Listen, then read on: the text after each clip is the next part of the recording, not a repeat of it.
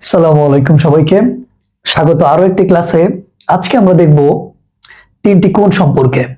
তো তিনটি কোণ দেখার আগে চলো আমরা একটু এটাকে গল্পের মতো করে একটু মনে রাখার চেষ্টা করি। হ্যাঁ, দেখো, পূরক, সম্পূরক ও বিপ্রতীপ এরা হচ্ছে তিন ভাই। তো তিন ভাইয়ের কনভারসেশন হচ্ছে কিরকম কনভারসেশন? পূরক বলতেছে, ভাই তোমার কাছে কত টাকা আছে? সম্পূরক রিপ্লাই দিচ্ছে যে 180 টাকা আছে। আচ্ছা, তোমার কাছে কত টাকা আছে? তো পূরক রিপ্লাই দিচ্ছে যে 90 টাকা। তো এবার বলতেছে, চলো বিপ্রতীপের বিপরীত কথা শুনি, অর্থাৎ তিন ভাইয়ের তিন রকম মতামত। তো চলো আমরা এই গল্পটি দিয়ে এই তিনটা কোণকে মনে রাখার চেষ্টা করব। পূরক হচ্ছে যদি দুটি কোণের সমষ্টি 90 ডিগ্রি হয়।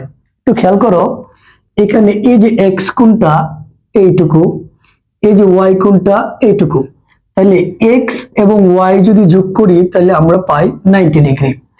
তাহলে আমরা বলতে পারবো যে এক্স ও ওয়াই পরস্পর পূরক আর পূরক কোণ। চলো আমরা দেখি, যেহেতু এটি একটি সরলরেখা, তার মানে এখান থেকে এই পুরোটা হচ্ছে 180 ডিগ্রি।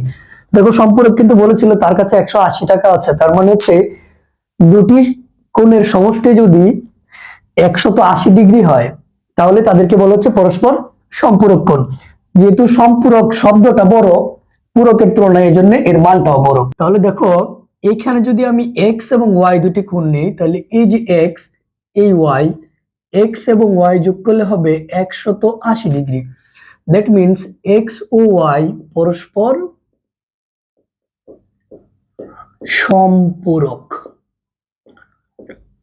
ওকে, যে কোনো দুটি কোণের সমষ্টি 180 ডিগ্রি হলে তারা সম্পূরক, দুটি কোণের সমষ্টি 90 ডিগ্রি হলে তারা পূরক। ওকে, পূরক হচ্ছে সবচেয়ে ছোট ভাই, আর সম্পূরক হচ্ছে তার চেয়ে একটু বড় ভাই, আর সবচেয়ে বড় হচ্ছে যে সবচেয়ে বিপরীত কথা বলে একটু তেরা টাইপের থাকে, সে হচ্ছে বিপ্রতীপ। ঠিক আছে, দেখো, বিপ্রতীপ কখন হয়? যখন দুটি সরলরেখা এবি এবং সিডি, যে কোনো দুটি সরলরেখা যে কোনো একটা বিন্দুতে মিলিত হয়। মনে করো এই ও বিন্দুতে মিলিত হয়েছে। তো ও বিন্দুতে মিলিত হইলে দেখো এখানে চারটি কোণ উৎপন্ন হয়েছে, এই এক্স, ওয়াই, আর ধরে নিলাম এম আর এন।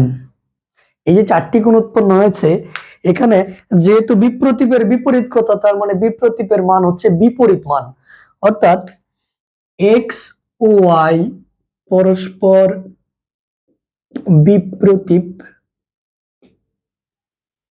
এবং এম ও এন পরস্পর বিপ্রতীপ।